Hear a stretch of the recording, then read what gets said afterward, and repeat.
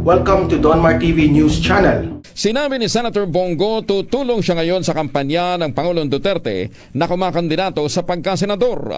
Ayon kay Go, marami pang may aambag at may tutulong ang Pangulo sakaling mahalal na senador. Sinabi ni Go, kung papalarin gusto niyang makatrabaho sa Senado ang Pangulo, kaya gagawin niya ang lahat para makatulong sa kampanya. Samantala, sinabi din ni Senator Go na nag-uusap pa sila ng Pangulong Duterte kung sino naman ang kanilang i-endurso at susuportahang kandidato sa pagkapangulo. Senator Bongo, there's no date yet on when he will officially withdraw his presidential bid. He says there's no need to rush and he wants to do it without fanfare. He appeals to his supporters and to the media not to stake out at the COMELEC. He says he's having mixed emotions now. He has peace of mind, but at the same time feels bad for his supporters. The lawmaker says he's out of the presidential race and he's not changing his mind. On who will be President Duterte's anointed successor, Go says the chief executive will choose whoever can continue his programs. As a matter of principle po, alam mo, kung ano na po yung sinabi ko kahapon, yun na po yung nasa sa loobin ko. At bagamat napakabigat na desisyon, ay kailangan ko talagang magsakripisyo po muna. Ayaw kong pangunahan si Pangulong Duterte. At kung tinanggal niyo na po ako dyan sa listahan, 5 po yan. So hayaan na lang po natin ang ating Pangulo kung sino yung napupusuan niya. Energy Secretary Alfonso Cusi, president of the PDP Laban faction where Go and Duterte belong, says party members will be consulted about their next move. Cusi says PDP Laban respects Go's decision and the party now needs to move forward. In a message to party mates, to party members, their Secretary General Melvin Matibag says PDP Laban will overcome challenges of the political climate and emerge victorious in the 2022 elections. Go earlier substituted the standard bearer of PDDS, an allied party of PDP Laban. Party President Greco Belhica says the group is also discussing plans moving forward. Agad na bumuo ng kanilang contingent ang Senado, kaugnay ng sisimula na agad na bicameral conference kasama yung mga contingent naman, mga miyembro ng contingent ng Kamara. At dito sa panig nga ng Senado Bombo Elmar, dahil kahapon lamang ito naaprubahan, ay ito yung pinakamahalagang budget o pinakamahalagang panukala dahil ito'y pondo para sa susunod na taon. Mahigit 5 trillion pesos. Pinakamalaki na ito sa kasaysayan. At tatayong chairman ng Senate contingent, itong si Senator Sani Angara, bilang siya rin ang pinuno ng Senate Committee on Finance. At sasamahan siya nitong Senate Majority Leader Juan Miguel Zubiri, Senator Cynthia Villar, Senator Ronald Bato de la Rosa, Senator Pia Cayetano, Senator Win Gatchalian, Senator Bongo, Senator Richard Gordon, Senator Rizon Tiberos, Senator Jaime Marcos, Senator Joel Villanueva at Senator Grace po, pati na si Senator Nancy Binay.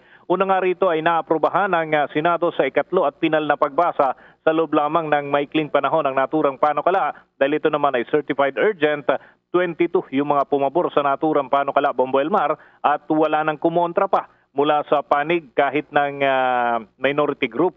Nakatakda naman na isagawa ang bicameral conference sa lalong madaling panahon at tinaasahan nga next week ay makukumpleto na agad itong proseso na ito para maihatid na kay Pangulong Rodrigo Duterte ang naturang panukala at maaprubahan bilang ganap na batas para pagpasok ng taong 2022 ay agad na masisimulan yung mga proyekto na nakapaloob dito sa mga programa ng General Appropriations Bill at ma-implement yung mga kinakailangan, lalo na yung isyong pangkalusugan, yung COVID response na pangunahing laman ng naturang panukala. Bagamat malaki din ang pondo para sa edukasyon at sa modernization program ng iba't ibang tanggapan, ay malaki ang nakatuon dito ang atensyon para sa COVID response, lalo't nilakyan pa hanggang mahigit 200 billion ng panig ng Senado yung alokasyon para sa Department of Health, lalo't marami pa ang kinakailangang tugunan sa pagharap dito sa pandemya at sa iba pang mga posibleng sakit na tumama sa ating bansa. After magdesisyon na po itong kampo ni Bongbong Marcos at Sara Duterte, yung mga organizer dito sa Quezon City. So ito po yung may kaugnayan dun po sa hindi pagpayag ni Mayor sa Joy Belmonte na gamitin ng BBM Sara at Marcos supporters ang Quezon City Circle. At naging masalimuot po ang mga pangyayari at lumalabas na may mga talagang pagtanggi para huwag gamitin itong Quezon City Circle. Kung yung mga gunita, dalawa na yata o kung ilang video na ang aking nilabas dito sa isyong ito dahil hindi ko rin talaga maintindihan kung bakit ginigipit or bakit ayaw payagan ng Office of the Mayor ng Quezon City itong rally o meeting ng mga Marcos supporters at darating pa naman sana si BBM at saka Mayor Sara diyan sa event na yan this coming December 8. Pero ito na po yung nangyari. Sabi po kahapon ni Edwin Rodriguez, Pangulo po ng Malayang Quezon City, at ni Congressman Mike Defensor, na opisyal ng kandidato ni BBM at Sara for mayor dito sa Quezon City, na halataan nilang ayaw talagang ipagamit. Sabi ni Mr. Rodriguez, klarong hinaharang at ginigipit ng Quezon City Hall ang kanilang event. Pangalawa, pabago-bago daw na pahayag. Una, liwasang Aurora. Pangalawa, indo cover court na lang sa loob ng Quezon City Circle ang pwedeng gamitin. Pagkatapos, muli daw nagpahayag na hindi na lang ipapagamit sa mga political events itong Quezon City Circle. At kung gagamitin daw, ay kailangan sumunod sa mga protocols. So, ang dami pong mga naging dahilan at mga paikot ng Office of the Mayor. Kaya ang sinasabi ni Mr. Edwin Rodriguez, nagsisinungaling si Mayor Joy Belmonte sa kanyang mga sinasabi. Dahil malinaw naman na dito sa December 8, bakante at holiday sa Quezon City. Kaya gusto nilang gamitin ang circle na ito para sa malaking event ng mga Marcos supporters. Pero ayaw nga.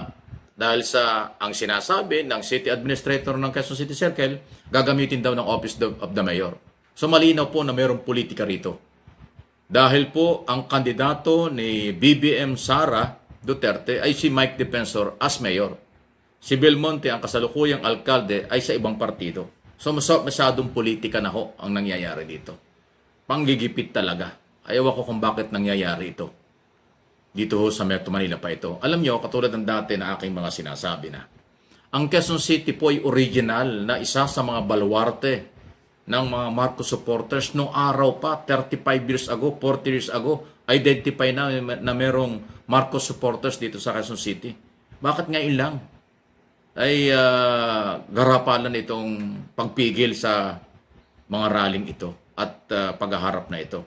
Alam nyo, nagrally na dito yung ibang partido tulad ng kampo ni Leni Robredo, nagsagawa na ng event dito sa Quezon City, pinayagan. Yung grupo ni Isko Moreno, nagrally dito, nagmeeting na. Pinayagan ng kasalukuyang mayor.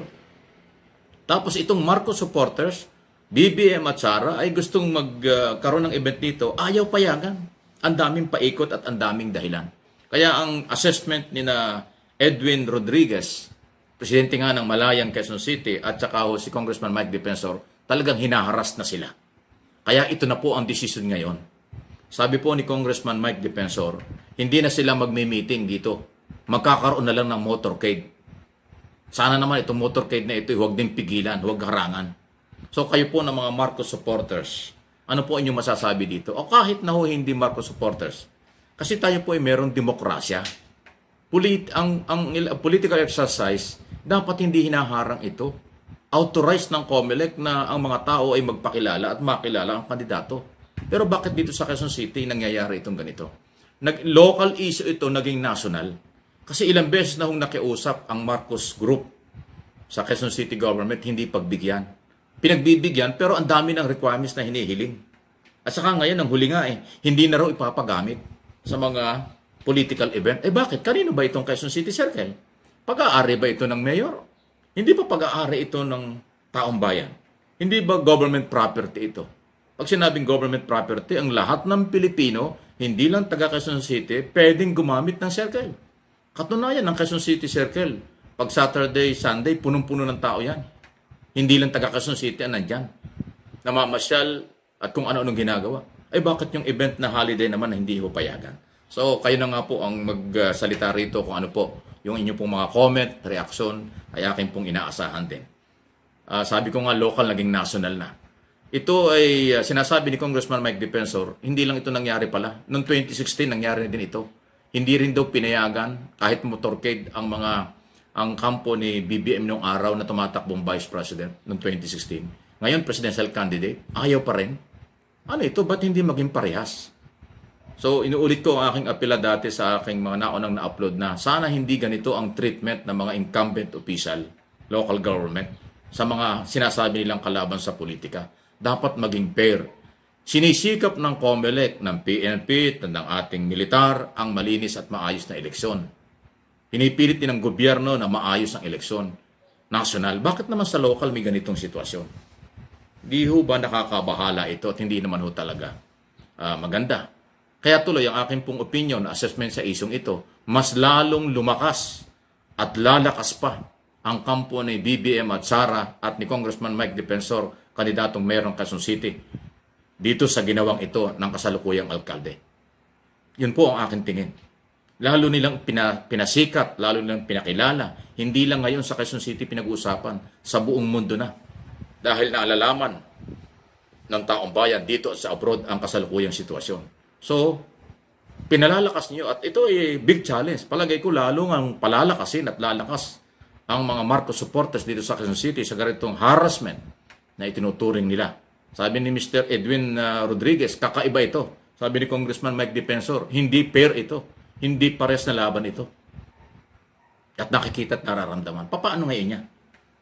Di ba tayo ay isang malayang bansa? Malayang magsalita, malayang mag-assembly, under constitution, legal yan eh. Sabi ng COMELEC, malaya ang lahat. Hindi naman pinagbabawalan ng COMELEC eh. Wala pong policy ang COMELEC na magbawal sa kung saan. Eh bakit dito sa Quezon City may kanyang hakbang? Although nagpapaliwanag na si Mayor, nag-press conference na, pero hindi nga matanggap nitong BBM supporters ang kanyang mga paliwanag kasi nga pabago-bagong statement, okay, palusot na statement, yan po ang paniniwala ng mga Marcos supporters.